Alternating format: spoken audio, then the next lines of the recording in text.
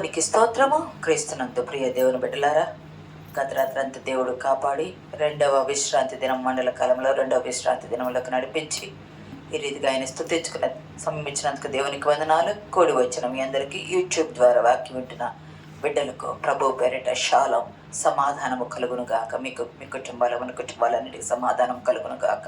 ఆమె వాక్యంలోకి వెళ్దాం. అపోస్తుల కార్యాల గ్రంథము 1వ అధ్యాయము 16 నుండి 20 వచనాలు ఈరోజు ధ్యానంలో 18వ వచనం చదువుకొని, ఈ యూద ద్రోహము వలన సంపాదించిన రూకలనిచ్చి ఒక పొలము కొనెను.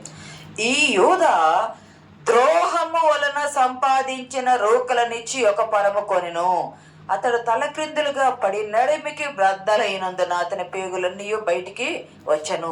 ఈ సంగతి యెరూషలేములో కాపురమున్న వారందరికీ తెలియవచ్చెను గనుక వారి భాషలో, యెరూషలేములో కాపురమున్న వారి భాష అంటే హెబ్రీ భాషలో, ఈ పొలము అకేల్దామా అనబడి ఉన్నది.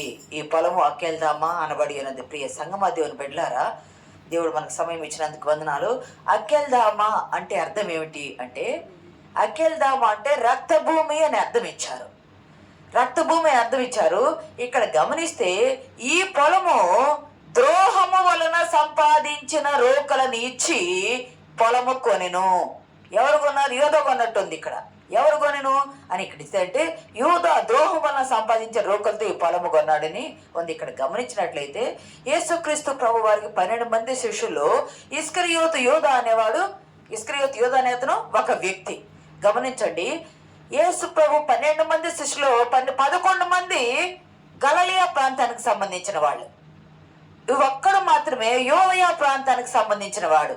ఈ యోధ ప్రభువును పట్టించిన ఇస్కరియోతు యోధ ఒక్కడు మాత్రమే ఈ ప్రాంతానికి సంబంధించిన వాడు.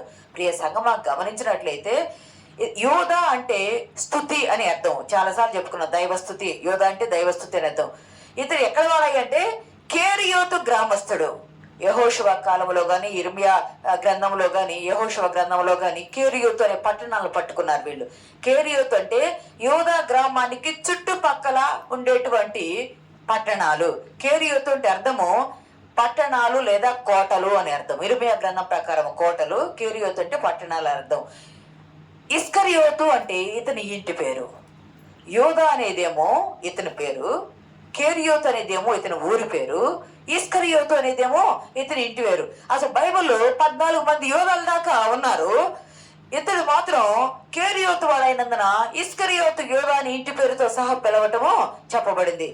గమనించినట్లయితే ఎవరైనా కుటుంబంలోనైనా, సంఘంలోనైనా, సమాజంలోనైనా క్రైస్తవ్యము ఎరిగిన బిడ్డలు ఈ యోధా అనే సామెతగా చూస్తారు. ఏదైనా ద్రోహం చేస్తే వాళ్ళు ఇస్కరియోతు యోధా లాంటి వాళ్ళు అనే ఒక సామెతను ఉపమానకాలకు చూపించి వాడటానికి యోధాను వాడారు. గమనించండి, యేసుక్రీస్తు ప్రభు వారి దగ్గర 3.5 సంవత్సరాలు శిష్యరేఖం చేశాడు. ప్రభు శిష్యుడిగా ఉన్నాడు. కేరియోతు పట్టణం నుండి వచ్చి యెరూషలేము ప్రాంతంలో నివాసం ఏర్పాటు చేసుకున్నాడు అనేది పండితుల అభిప్రాయము. 3.5 సంవత్సరాలు ఉన్నాడు. అతను ఏం చేశాడయ్యా అంటే ప్రభు దగ్గర ట్రెజరర్గా ఉన్నాడు, కోశాధికారి, క్యాషియర్గా ఉన్నాడు.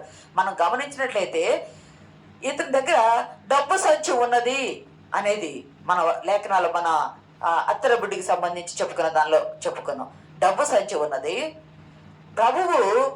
ప్రభువుకు అభిషేకం చేస్తుంటే అసలు ఇంత వెలగా ఎందుకు వ్యర్థం చేస్తున్నావు, ఇది అమ్మేసి బెదలకి ఇవ్వచ్చు కదా అని అన్నాడు అనుకున్నాము. 2 జరిగినాయి. అతని దగ్గర డబ్బు సంచి ఉన్నది, డబ్బు దొంగిలిస్తూ వస్తున్నాడని ఉంది బైబిల్లో. అంటే వాడు దొంగ అనేది అర్థం అవుతుంది. దొంగిలిస్తూ వస్తున్నాడు. అంత మాత్రమే కాదు, ఎందుకు దాన్ని ఖరీదు కట్టాడు. ఆ స్త్రీ ఏమో ఈ అత్తరు కంటే ప్రభువు మిన్నైన వాడు, ఖరీదైన వాడిని, అతను ధనాన్ని లెక్క చేయక ప్రభువుని ఘనపరిచింది.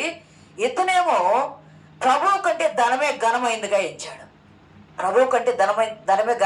ఎంచాడు.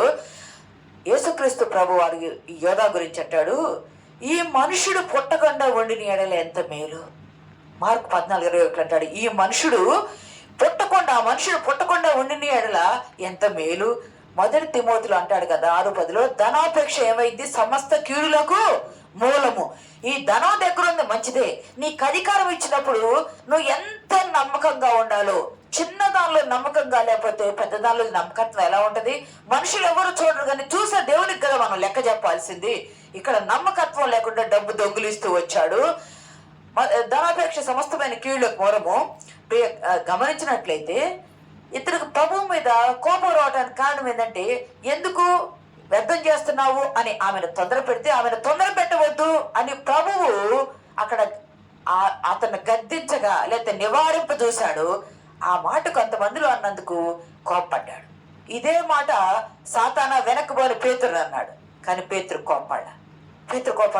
కోప్పడ్డాడు. హృదయంలో ప్రభు దగ్గరికి ఎందుకు వచ్చాడయ్యా అంటే, గమనించినట్లయితే ప్రభు దగ్గరికి వెళ్తున్నా ఇతరులు ఏముంటాయి అంటే రాజకీయ లబ్ధి పొందాలన్న ఆలోచన ఉంది. నేను ఎక్కడో కేరియత్ పట్టణం నుండి వచ్చి యెరూషలేములో ఉంటున్నాను. ఇక్కడ ఎవరైనా ఒక గొప్ప వ్యక్తి పక్కనుంటే నేను కూడా గొప్పవాడిని అవుతాను. ఒకటి, ఈయన ప్రధాన యాజకుల వద్దకు వెళ్ళి బోధకుడిని మీకు అప్పచెబుతాను, నాకేమిస్తారని అడిగాడు. బోధకుడిని నేను అప్పచెబుతాను, నాకేమిస్తారు అని అడిగినప్పుడు నీకు వాళ్ళు సంతోషించి ధనం ఇస్తాము అన్నారు, ద్రవ్యం ఇస్తామన్నారు. ఆ మాట చెప్పినప్పుడు వాళ్ళు సంతోషించారంట. బోధకులు, ప్రధాన యాజకులు సంతోషించి ద్రవ్యం ఇస్తామంటే వాళ్ళతో వరంబడిక చేసుకుని వారితో బేరాలు ఆడాడు. 2 గ్రంథాలు పత్రికల్లో ఉంది. వారితో బేరాలు ఆడాడు. దొంగగా ఉన్నాడు, వారితో బేరాలు ఆడాడు. ఆ మనుషులు పట్టకుండా ఉండి నేడులా మేలన్నాడు. అయితే గమనించండి, బేరాలాడి ప్రభువుని పట్టిస్తానని చెప్పి ఎట్లా వచ్చాడయ్యా అని అంటే, ముద్దు పెట్టి అప్పచెప్తానన్నాడు. కపటమైన ముద్దు పెట్టాడు, ప్రేమ కలిగిన ముద్దు పెట్టల, బాధ్యతతో కూడిన ముద్దు పెట్టల, కపటమైన ముద్దు పెట్టాడు. గమనిస్తే అంతమంది ఉన్నారు. పస్కా పండుగ సమయం చాలా మంది ఉన్నారు. ముద్దు పెట్టి నేను ఎవరినైతే ముద్దు పెట్టుకుంటానో ఆయన్ని మీరు పట్టుకోండి అని ముందే సిగ్నల్ ఇచ్చి సైగ చేసి వచ్చాడు, సిగ్నల్ ఇచ్చి వచ్చాడు. అక్కడికి వచ్చి ఈయనే ప్రభువు అని వేలు పెట్టాల. గమనించాలి, ఈయనే ప్రభువు అని వేలు పెట్టాల, ముద్దు పెట్టాడు. ముద్దు పెట్టడంలో కపటమైన ముద్దు పెట్టాడు. స్నేహానికి, బంధువులైన వారికి, ఇంటికి వచ్చిన వారికి ఆహ్వానం పలుకుతూ యోదయ సంప్రదాయంలో ముద్దు పెట్టేది ఉన్నది. యోదయ సంప్రదాయం ముద్దు పెట్టేది ఉంది. సంప్రదాయం ప్రకారం చేశాడన్న వేలు పెట్టాల, కపటమైన ముద్దు పెట్టాడు, ప్రేమ కలిగిన ముద్దు పెట్టాల. బోధకుడా నీకు శుభం అన్నాడు, ప్రభువా అనలా, బోధకుడా అన్నాడు. అంటే దూరం చేసుకున్నాడు. బయట వాళ్ళు వచ్చినట్టు 3.5 సంవత్సరాలు ప్రక్కన ఉండి కూడా దూరం చేసుకున్నట్టు మాట్లాడాడు. రాజకీయ లబ్ధి పొందాలి, ఈయన గొప్పవాడు, ఈయన పక్కన ఉంటే యూదా రాజ్యాన్ని స్థాపిస్తాడు. ఈయన రాజు అయితే దావీదు కుమారుడు కదా, దావీదు వంశానుసారంగా ఈయన రాజు అయితే ఈయన ప్రక్కన ఉంటే నాకు కూడా ఏదైనా ఒక పదవి దక్కకపోతుందా అన్న ఆలోచనతో ఉన్నాడు. గమనిస్తే నాకు ఏమిస్తారు అని అడిగినప్పుడు పదవిస్తారా, ధనం ఇస్తారా? మీరే తెలుసుకుంటే ధనమే, ద్రవ్యం ఇస్తానన్నారు. వారి ద్రవ్యమీగా పదవిని అతను అడగల, కానీ ఆశ, ఇన్నర్గా ఆశ అది. అంటే వాళ్ళు 30 తులాల వెండి తూచి అతనికి ఇచ్చారు. 30 వెండి నాణములు, 30 తులాల. ఇది గమనించండి. ఆయన మనుషుని పోలిగా పుట్టి దాసుని స్వరూపం ధరించుకొని వచ్చాడని పిలిపిలో చెప్పారు కదా. యోదయ ధర్మశాస్త్రం ప్రకారం నిర్గమాకాండము 21:32 లేదా లేవి 27:5 ప్రకారము 20 సంవత్సరాల లోపు ఉన్న వారికి 20 తులముల వెండి ఇస్తారు బానిసగా అమ్మడానికి. మీకు గుర్తుందా, యేసేపును ఇష్మాయేలీకి అమ్మినప్పుడు అన్నదమ్ములు 20 తులముల వెండికి బానిసగా అమ్మి వేశారు. 20 తులముల వెండికి. ఎందుకంటే 20 సంవత్సరాల లోపు, 17 సంవత్సరముల లోపు ఉన్న ఈడు గలవాడు కదా అని అక్కడ ఉంది కదా లేఖనంలో, అమ్మి వేశారు. మరి యేసుక్రీస్తు ప్రభు వారు 30 సంవత్సరాలు దాటినాయి కదా, 33 సంవత్సరాలు అయింది కదా. మరి 20 సంవత్సరాలు దాటిన వాళ్ళకి బానిస విలువ ఎంత అంటే 30 తులాల వెండి. అంటే ధర్మశాస్త్ర నెరవేర్పు ప్రకారము 30 తులాల వెండికి ఈ నమ్మి వేశాడు. ఇంత తక్కువ ఇచ్చేదని బేరాలాడితే 30 ఏళ్ల దాకా ఆయన మాకు ఏ హింస పెట్టలా, 3.5 సంవత్సరాలు బట్టి మమ్మల్ని హింస పెడతారని అన్నమాట. ప్రియ సంగమా దేవుని బిడ్డలారా, ఇక్కడ గమనిస్తే ముద్దు పెట్టాడు, వేలు పెట్టలా. కారణం ఎందుకు? ఇతడు అపవాది. యేసుక్రీస్తు ప్రభు వారు పస్కా విందు ఆరగిస్తున్నారన్న సమయంలో రొట్టె ముంచి, ఆయన రొట్టె విరిచి దానిలో ముంచి అతని చేతికి ఇవ్వగా అది తీసుకుని తిన్న వెంటనే, పుచ్చుకున్న వెంటనే అపవాది ప్రవేశించను. ఏదైనా తోటలో సర్పము యొద్దకు అపవాది ప్రవేశించింది కదా. అపవాది ప్రవేశించి వారిని పత్రం చేయడానికి చూసింది. యూదాలో కూడా అపవాది ప్రవేశించింది. అక్కడ సర్పము వారిని ముద్దు పెట్టలేదు, వారి మీద మాటల విషయం వచ్చింది. ఇక్కడ యోధా ముద్దు పెట్టాడు, మాటల విషయం ముందే అయిపోయింది. గమనిస్తే వేలు ఎందుకు పెట్టలేదయ్య అంటే సర్పమునకు చేతులుండవు, సర్పానికి చేతులుండవు.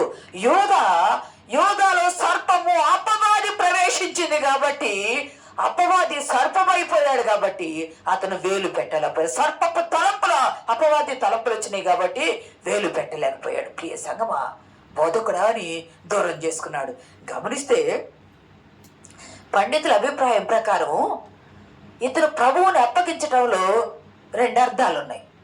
ఈయన దగ్గరుంటే నాకేమీ రావటల్లా,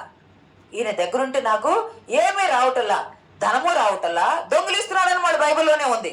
ధనము రావటల్లా, రాజకీయ లబ్ధి రావట్లా, ఏ పదవి వచ్చేటట్లేదు, రాజ్యం పరలోక రాజ్యమే రాజ్యం అంటే అడిగిన భూమి మీద రాజుగా ఉండేటట్లేడు అనేది ఒకటి, నిరాశ నిస్పృహ.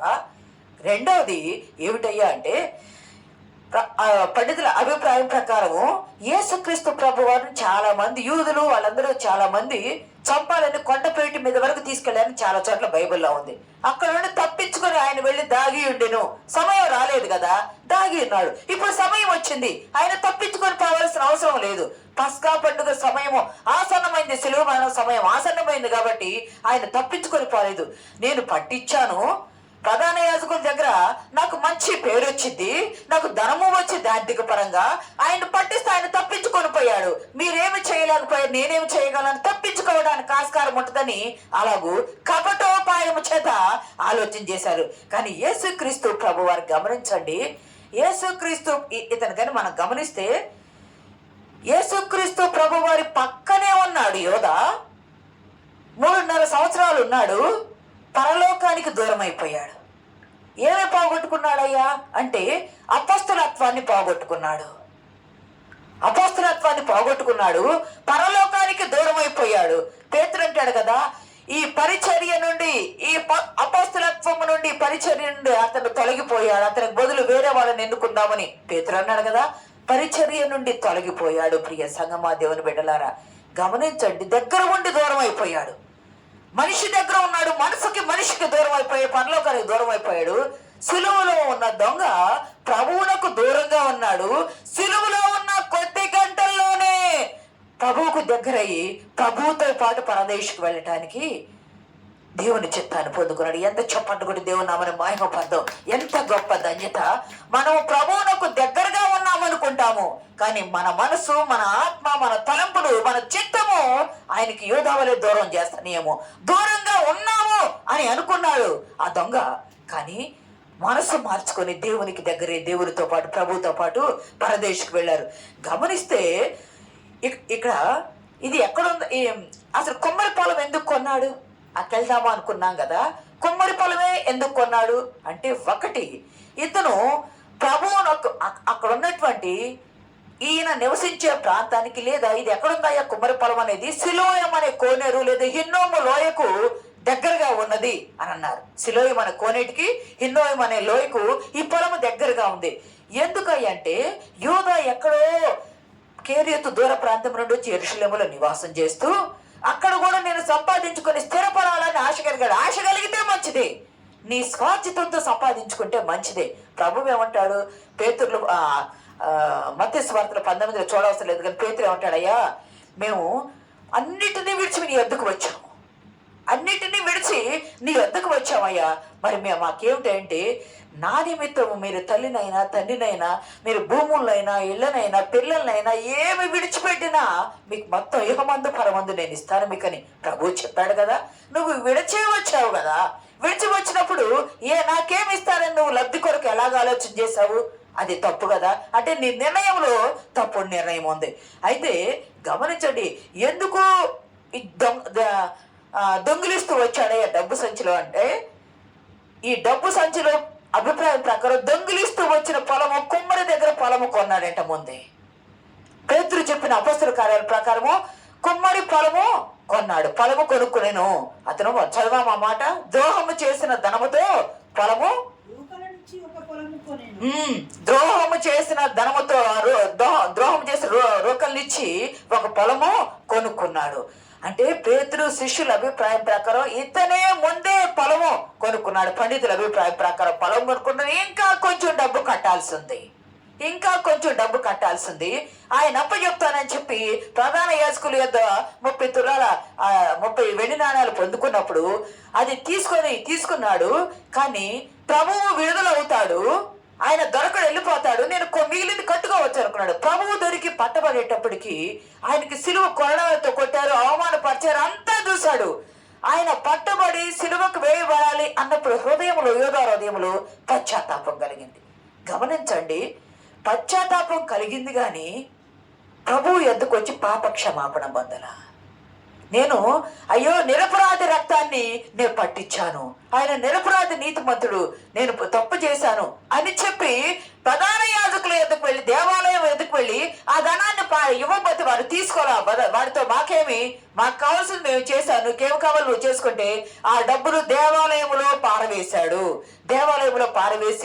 అతను వెళ్ళిపోయాడు.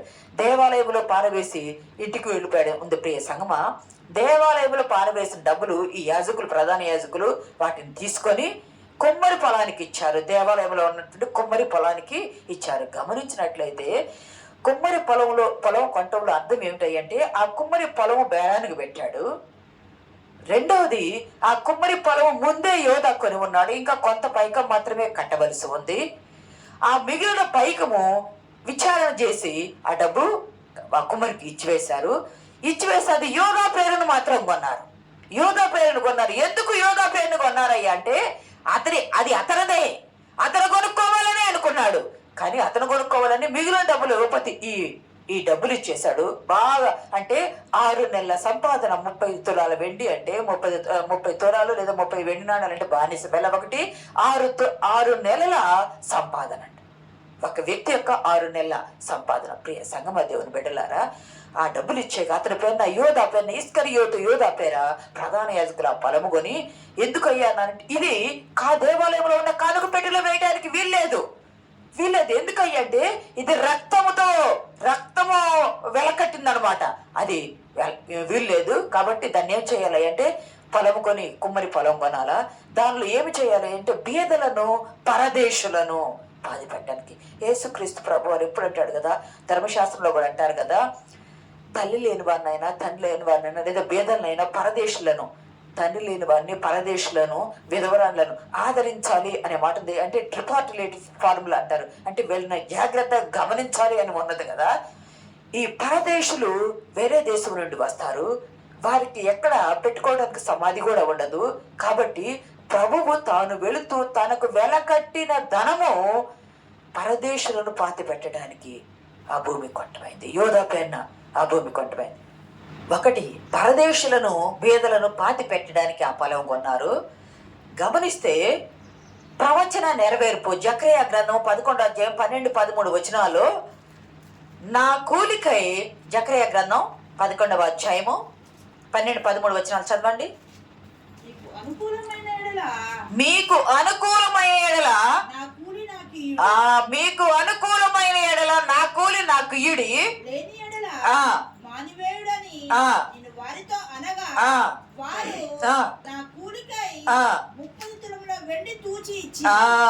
ప్రభువు కూలికై 30 తులముల వెండి తూచి ఇచ్చారు.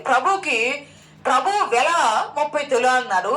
యోధా చేసిన పనికి యోధా అప్పచెప్పాడు కదా, అప్పచెప్పినందుకు ఇచ్చినటువంటి లంచము, అప్పచెప్పినందుకు ఇచ్చిన కూలి ఎంతయ్యా అంటే 30 తులముల వెండి. పాత నిబంధన జకర్యా గ్రంథము ఇంకా ఇర్మియా గ్రంథంలో కూడా చూడవసలేదు, కానీ ప్రవచన నెరవేర్పు జరిగింది ఇక్కడ. ప్రియ సంగమా దేవుని బిడ్డలారా, ఎప్పుడు చేయబడింది అంటే క్రీస్తుకు పూర్వము ఈ పుస్తకం రాయబడింది. క్రీస్తుకు పూర్వము 520 సంవత్సరాల మధ్య కాలంలో ఈ ప్రవచనం రాయబడింది. 520 సంవత్సరాల మధ్యకాలంలో రాయబడ్డ, యేసయ్య పుట్టడానికి 520 సంవత్సరాల ముందు రాయబడ్డ ప్రవచనము యేసుక్రీస్తు ప్రభు వారిలో 30 ఏప్రిల్ 7న అది నెరవేరింది. ప్రియ సంగమా దేవుని బిడ్డలారా, ఇది ఒకటి. ఎందుకంటే ప్రవచన కుమ్మరి పొలమే, ఎందుకంటే ప్రవచన నెరవేర్పు జరగటానికి జకర్యా గ్రంథ ప్రవచన నెరవేర్ప జరగడానికి బానిసగా కట్టిన కూలి 30 తులాల వెండి, అది పేదలకు పరదేశులకు సమాధిగా ఉండటానికి వాళ్ళు ఒప్పుకోలేదు కాబట్టి యోధ ఏం చేశాడయ్యా అంటే వెళ్ళిపోయి ఉరి పెట్టుకొని ఆయన చనిపోయాడన్నది గమనించండి. మరణానికి అప్పగించింది ప్రభువుని, ఎవరి సమయం ఎలా ఉంటుందో తెలియదు కదా. మరణానికి అప్పగించబడింది ప్రభువు అయితే ఇక్కడ యోధ ప్రభువుకి సిలువ వేస్తున్నారని తెలుసుకొని, నిరపరాధి రక్తం అని తెలుసుకొని వెళ్ళిపోయి ఏం చేశాడు అంటే తన ఇల్లు అంట పండితుల అభిప్రాయం ప్రకారము ఒక కొండ మీద, తన ఇల్లు ఒక కొండ మీద అతను సిద్ధపాటు చేసుకున్నాడు. అక్కడికి వెళ్ళి అక్కడున్న చెట్టుకి ఆయన ఉరి వేసుకున్నాడు. చెట్టుకు ఉరి వేసుకొనగా ఆ చెట్టు కొమ్మ నుండి ఆ వేసుకున్న తాడు అన్నా తెగి ఉండాలి, లేదా చెట్టు కొమ్మన్న విరిగి ఉండాలా. కొండ మీద ఉన్నాడు కాబట్టి పై నుండి పడి క్రింద పడినందున అవసర కార్యాల్లో ఉంది కదా, పై నుండి క్రింద పడినందువల్ల తల్ల క్రిందులుగా పడి నడుమికి బద్దలయ్యి అతని ప్రేవులన్నీ ఎంత దుర్మరణం పొందాడు. సంపాదించుకోవాలనుకున్నాడు, సంపాదన తీసుకెళ్ళలేదు కదా, అది అక్రమ సంపాదన అయింది కదా. ప్రభువు ఎంత దుర్మార్గం చేశాడయ్యా అంటే బైబిల్లో యోధాను గురించి 14-15 మాటల దాకా ఇవ్వబడ్డాయి.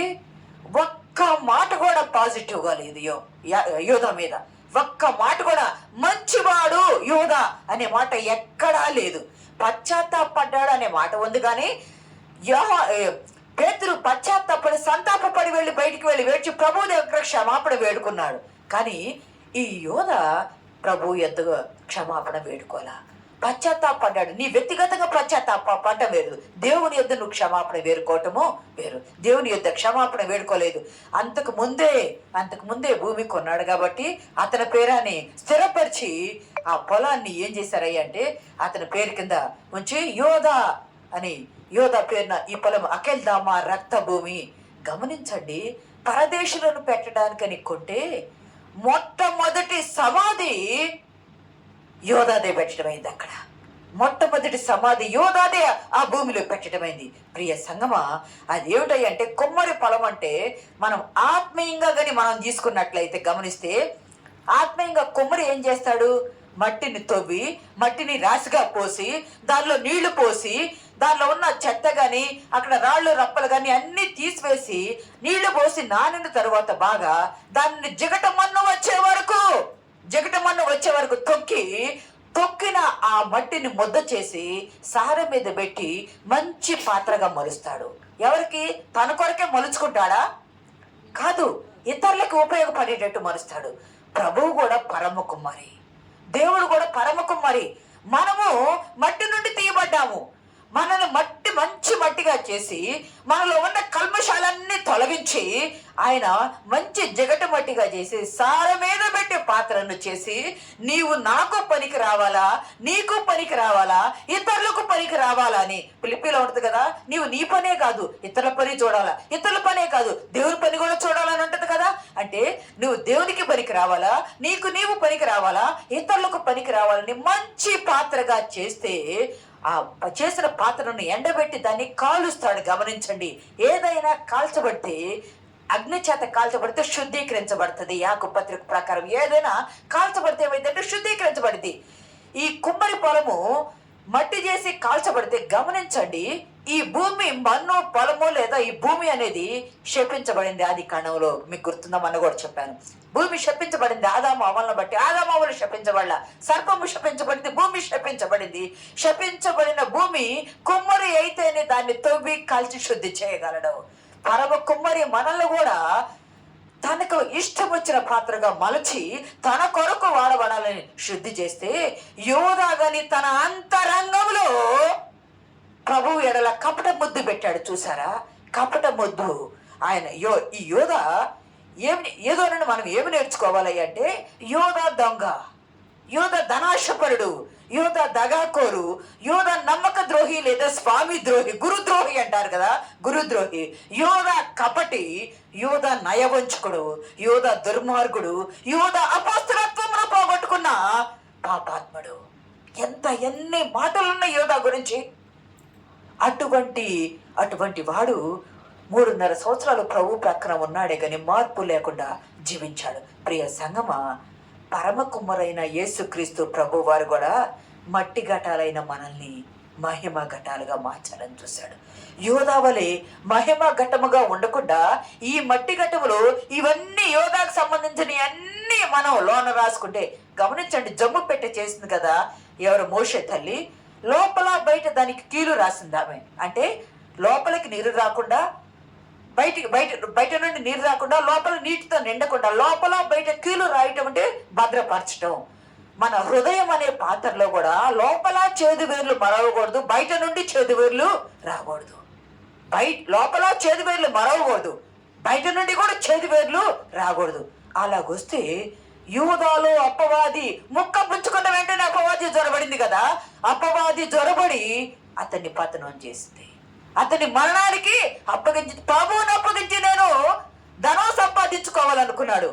ధనము సంపాదించుకోకపోగా ధనం పారవేశాడు, మరణాన్ని సంపాదించుకున్నాడు. ప్రభువు కంటే ముందే అతను కొన్న పొలములో, అతని కొరకు కొన్న పొలములో అతని సమాధి పెట్టబడింది. ప్రియ సంగమా, దేవుని బిడ్డలారా, ప్రభువు కొరకు ఆయన వాడు పుట్టకుండా ఉండి నీళ్ళ వానికి మేలు, అతన్ని అప్పగించాడు. అతడు బేరవాడాడు. మంచి ఘటంగా చేస్తే దేవుడు హృదయం అనే పాత్రలో అపవాదితో నింపుకున్నాడు, అపవాదికి చోటిచ్చాడు. అయినా యేసుక్రీస్తు ప్రభువారు పేతురు ప్రభు మొక్క ముంచి ఇచ్చినప్పుడు, నువ్వు చెయ్యాలి అనుకున్నది త్వరగా చెయ్యి అన్నాడు. శిష్యులు ఏమనుకున్నారు? డబ్బు సచ్చింది కాబట్టి పండక్కి ఏమన్నా కొనమంటారేమో అని వాళ్ళు ఆలోచన చేశారు. కానీ ఏమి చేస్తున్నాడు ఎవరికి తెలియదని యోధ అనుకున్నాడు. అది ప్రభువు నాకు తెలుసు అని గమనించలేకపోయాడు. నువ్వు చేయవలసింది త్వరగా చేయను. అతను అపవాది ప్రవేశించక బయటికి వెళ్ళి తాను చేయవలసింది చేశాడు. అంతర్యాం సమస్తము ఎరిగిన ప్రభువు నా అంతరంగాల్లో, యోధ అంతరంగంలో ఏముందో ఎరగడా? నువ్వు ఎలాగున్నావో ఎరగడా? చేయవలసింది చెయ్యని చివరి వరకు ప్రేమించాడు. అంటే చివరి వరకు కూడా సమయం ఇచ్చాడు. మారతాడేమో, మార్చుకుంటాడేమో. ప్రభు మార్చొచ్చు, కానీ మరణము జీవం మేలు కీడుని ఎదురు పెడుతున్నా, నీకు స్వేచ్ఛనిచ్చాడు. బాడీ తీసివేసే, ఎప్పుడు నేను చెప్తాను కదా, మాలో ఏముంది తొలగించే తీసివేయ ప్రభు అంటే దేవుడు తీసివేసుకోవాల్సింది మనము, మన జీవితము, మన కుటుంబము, మన సంఘము, మన హృదయము మనం తీసివేసుకోవాలి. నువ్వు తీసిపోయే అంటే మనకు చేతులు ఇచ్చాడు, మనకు ఆలోచించాడు, స్థిరమైన మనసు ఇచ్చాడు, మనం తీసివేసుకోవాలి. యోధ తీసివేసుకోలేకపోయాడు.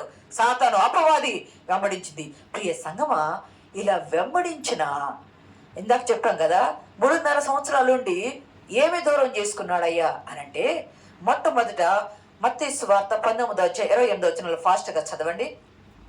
మత్తయి సువార్త 28 19:28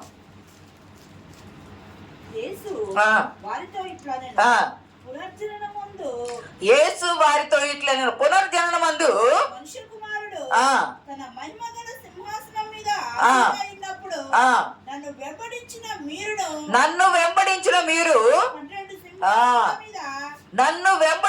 మీరు అంటే 12 మంది శిష్యులుగా చేసుకున్నారు కదా.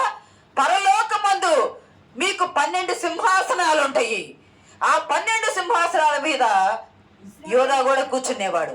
12 సింహాసనాల మీద కూర్చున్న అధికారాన్ని, అపోస్తలత్వాన్ని, భూమి మీద అపోస్తలత్వాన్ని బాగొట్టుకున్నాడు. భూమి మీద బాగొట్టుకున్న అపోస్తలత్వంతో పరలోకములో వచ్చి 12వ సింహాసనం మీద, ఒక సింహాసనం మీద కూర్చున్న అధికారం బాగొట్టుకున్నాడు. సింహాసనం మీద కూర్చుని 12 ఇశ్రాయేలు గోత్రీకుల్లో ఉన్న గోత్రానికి తీర్పు తీర్చే అధికారాన్ని కూడా బాగొట్టుకున్నాడు. ప్రియ సంగమా, ఎంత గొప్ప ఆధిక్యత! భూమి మీదే కాదు, భూలోకమును తలకిందులు చేయవారు వీరే అని ప్రపంచమంతా ఆ శిష్యుల వైపు తేరి చూశారు కదా. ఆ భూలోకమును తలకిందులు చేసే ఆధిక్యతను బాగొట్టుకున్నావు కదా. ఈ లోక ధనము పెంటతో సమానమైంది కదా, అది మన వెంట రాదు.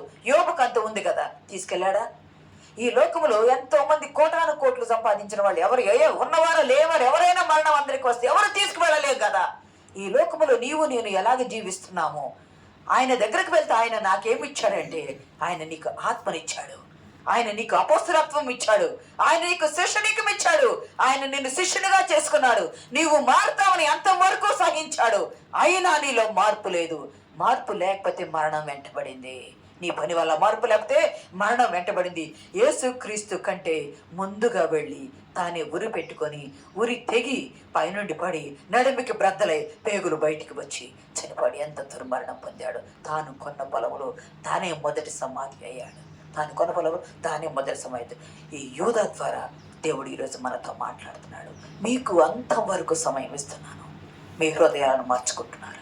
మీ జీవితాలను మార్చుకుంటున్నారా? మీ హృదయంలో కపటానికి, మోసానికి, దొంగతనానికి, ధనాశకు, దగా కోరుకు, స్వామి ద్రోహానికి, నయవంచనకు, దుర్మార్గతకు ఏదైనా ఉందా? మన కుటుంబంలో అటువంటి వారు ఎవరైనా ఉంటే మనం పరిశీలన చేసుకోవాలి. మన సంఘంలో అటువంటి వారు ఎవరుంటే మనం పరిశీలన చేసుకోవాలి. మన సమాజంలో, మన ఇరుగు పొరుగున అటువంటి వారు ఎవరంటే మనం జాగ్రత్త పడాలి. ఎందుకంటే అపస్తులత్వాన్ని పోగొట్టుకోవద్దు. ప్రభు ఇచ్చిన రక్షణ పోగొట్టుకోవద్దు. పరలోకములో ఆయన దగ్గర ఉండి ఆయన స్తుతించే ధన్యత పోగొట్టుకోవద్దు. ఈ లోకములో ఉన్నంత కాలము ఆయన బిడ్డలుగా జీవితం. పరలోకం చేరి ఆయన మహిమపరిచేవారిగా ఉండాలా. యూదా ద్వారా దేవుడు చెప్తున్నాడు. 3.5 సంవత్సరాలు ఉన్న తన జీవితాన్ని మార్చుకోక అతను నడమికి బ్రద్దలై చనిపోయాడు. ప్రభువుకు దూరంగా ఉండి సిలువ ప్రక్కనే ఉండి సిలువలో ప్రభువును కొన్ని గంటలే చూసి దగ్గరకు వచ్చి, యేసు నీ రాజ్యంలో నన్ను జ్ఞాపకం చేసుకొని మారిన దొంగ ప్రభుతో ప్రదేశం వెళ్ళాడు. ప్రభుతోనే ఉంటున్నాము అనుకుని దూరంగా ఉంటున్నామా? ప్రభువుకు దూరంగా ఉండి దగ్గరకు వచ్చి దగ్గరయ్యి ప్రభుతో వెళ్ళామా? మనల్ని పరిశీలన చేసుకుని యూదా ద్వారా మన జీవితాలు మార్చుకొని ముందుకు సాగిపోటుకు పరిశుద్ధాత్మ దేవుడు సహాయం దయచేయను గాక. ఆమేన్.